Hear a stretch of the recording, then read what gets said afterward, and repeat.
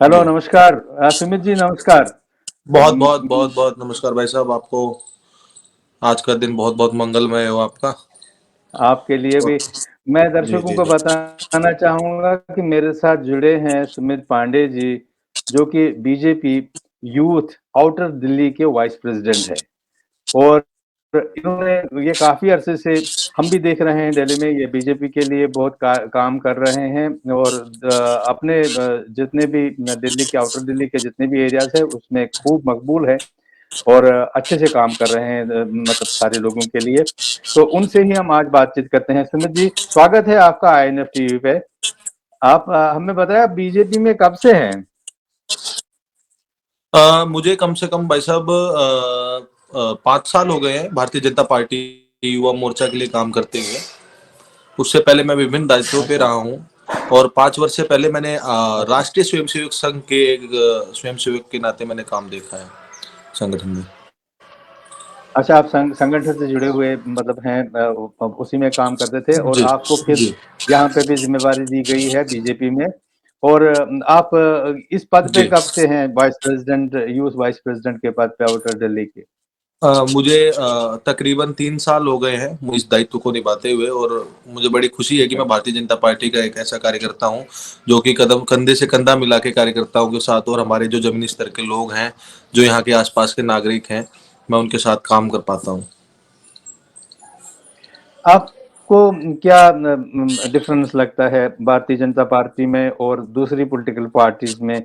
क्या फर्क, क्या अंतर नजर आता है आपको और क्यों आप अट्रैक्ट होते हैं भारतीय जनता पार्टी के प्रति? भारतीय जनता पार्टी को मैं एक कौन सी पार्टी नहीं ऐसी मानता खूबी हूँ, है ये जो? मैं एक ऐसा संगठन, मैं एक इसको ऐसा संगठन मानता हूँ ना महाराज जी की। अगर हम देश की सेवा बॉर्डर पे जाके नहीं कर सकते, हम किसी तरीके से हम देश को सर्व नहीं कर पा रहे, किसी भी तरीके से हम उसकी सेवा नहीं कर पा रहे हमारे देश की, मगर आप अगर भारतीय जनता पार्टी और आरएसएस में है ना, तो आप समाज के लोगों की सेवा कर करके और यहाँ पे जितने भी नकारात्मक शक्तियां उनको उनके खिलाफ लड़ाई लड़कर हमारे देश को हम अंदरूनी तरीके से सुरक्षित करने का काम कर रहे हैं यहाँ पे। और भारतीय जनता आपने। पार्टी एक ऐसी पार्टी है जो कि जी। साल के 365 दिन ये जमीन पे उतर के काम करती है। और जितने भी लोग हैं उनकी सेवा के लिए हम जैसे कार्यकर्ताओं को, जो भी मेरे से श्रेष्ठ कार्यकर्ता है, उनको खास लगाती है कि किसी को किसी प्रकार की तकलीफ हो तो उसका हम उपाय ढूंढे और उसको हल करें। क्या सोच है भारतीय जनता पार्टी की अपने नौजवानों के प्रति और नौजवान कितना सेटिस्फाई है उससे? मैं आपको बताता हूँ, अन्य पार्टियों में जाते हैं तो युवा बैल बैल मतलब आप समझते होंगे कि सिर्फ हम्म। दौड़ाने का काम करते हैं, मेहनताना करवाते हैं और हम्म। बैल को उतना ही चारा देते हैं जो जिससे उसका पेट सफिशिएंट रहे। मगर भारतीय जनता पार्टी एक ऐसी पार्टी है जो जी। नौजवानों, जो भी यूथ है, मेरे जैसे जो यूथ है, उनके कैलिबर को जी। देखते हुए उनको और इतना सपोर्ट जी। करती है हर तरीके से। चाहे वो कोई भी सेक्टर जी। हो, हम कहीं भी जाना चाहें, हमारा जहां पे इंटरेस्ट हो वो हम्म। हमें पूरा प्रमोट करती है हर तरीके से भारतीय जनता पार्टी। आज के यूथ के लिए अगर पूछेंगे कि उन्हें कहाँ जुड़ना चाहिए, तो मैं कहूंगा कि भारतीय जनता हम्म। पार्टी, भारतीय जनता युवा मोर्चा बहुत बेस्ट है। और हर हम्म। कार्यकर्ताओं को, जो यूथ है, जो अपने नेशन को सर्व करना चाहते हैं, समाज का कल्याण चाहते हैं, समाज के जो निचला स्तर है उसकी सेवा करना चाहते हैं, तो भारतीय जनता पार्टी, भारतीय जनता युवा मोर्चा का वो सदस्य बने। नहीं, किस आप किस प्रकार मतलब देखिए, नौजवानों को पढ़ाई लिखाई, नौकरियां और व्यवसाय, इसमें मदद चाहिए होती है, गाइडेंस चाहिए होती है। और नौजवानों को जो शहरी विकास है या ग्रामीण विकास है, उसमें उनको जुड़े रहने की जरूरत होती है कि उनको उसमें इंक्लूड किया जाए। देश की प्रगति में नौजवानों का रोल जो है उसमें उनको जोड़ा जाए। और किस तरह से भारतीय जनता पार्टी नौजवानों को लेके ये सोचती है और उनको जोड़ती है अपने साथ? मतलब देश की प्रगति की किस चीज़ के मैं लिए? आपको मतलब अभी फिलहाल में हमारे पास आरडब्ल्यू। जी। जी। मैं आपको बताना चाहूंगा मतलब कि अभी अभी अभी फिलहाल हमारे में ही पास भारतीय अभी जनता हमारे पार्टी ने पास जी। हाँ, हाँ। बोलिए, बोलिए। अभी मैं आपको बताना चाहूंगा, भारतीय जनता पार्टी ने अपना एक प्रकल्प चालू है, अपना एक अलग से एक सेक्टर क्रिएट किया है, जो कि हम जैसे यूथ के लिए है।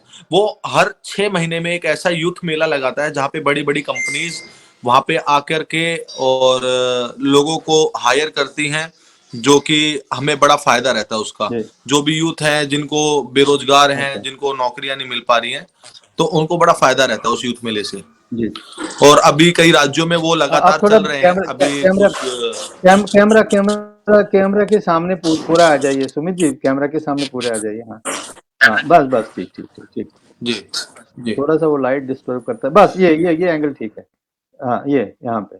अच्छा, आप कहते हैं कि मेले लगाए जाते हैं, प्राइवेट सेक्टर में नौकरियाँ दी जाती हैं और वहाँ पे जो है उनको प्रोत्साहित किया जाता है। गवर्नमेंट नौकरियाँ भी दी जाती हैं क्या? अभी अभी हम प्रधानमंत्री जी ने कहा है कि लाखों गवर्नमेंट नौकरियाँ वो क्रिएट की जाएँ और उनमें इनको नौजवानों को नौकरी दी जाए। जी। देखिए, जो भी सरकारी नौकरियां हैं उसके लिए एलिजिबिलिटी बहुत ज्यादा जरूरी है। अगर हम उसके लिए एलिजिबल नहीं होंगे तो हम कैसे पता करेंगे कि हम उसके लायक हैं कि नहीं लायक हैं।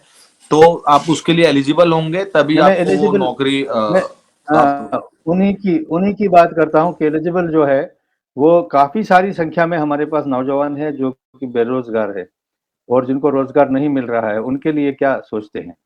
सरकारी नौकरियों के जी, बारे उनके में? लिए मैंने आपको बताया कि जो यूथ मेला है और स्वरोजगार, आजकल आपने देखा होगा कि हम खुद का ही जो हुँ, हमारी छोटे छोटी फैक्ट्रीज लगाने के लिए सरकार प्रमोट कर रही है हम यूथ को, कि हम लघु उद्योग चालू कर सके। आप देखेंगे कि अभी कई सारी नरेला में अच्छा, कई छोटी छोटी फैक्ट्रियां कई वो तो युवाओं ने है। खोली हैं। तो जो उद्योग को खोलने के लिए, उस काम को खोलने के लिए जो छोटी अमाउंट या कुछ ही प्रकार की अमाउंट चाहिए, तो वो हमारी सरकार प्रोवाइड करवा रही है उन नौजवानों को।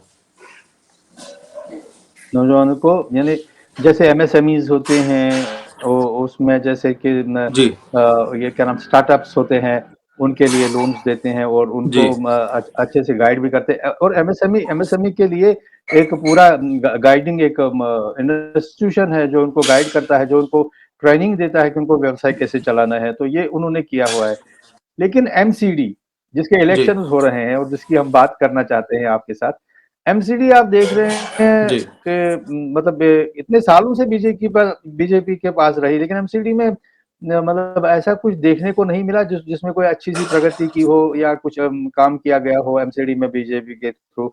बल्कि वहाँ पे आज आज मैंने देखा आज वो इश्तिहार दे रहे हैं कि अनियमित जो उसमें कर्मचारी है उनको नियमित किया जाएगा, तो इतने सालों में उनको नियमित क्यों नहीं किया गया?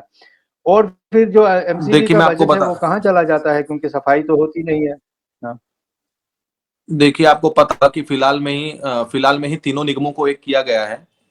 वो इसी कारण किया गया है अच्छा, क्योंकि दिल्ली सरकार ने हमारे 1,000 करोड़ रुपए अभी तक जो बकाया राशि है, जो भी तनख्वाह है लोगों की, वो अभी तक प्रोवाइड नहीं करवाई है।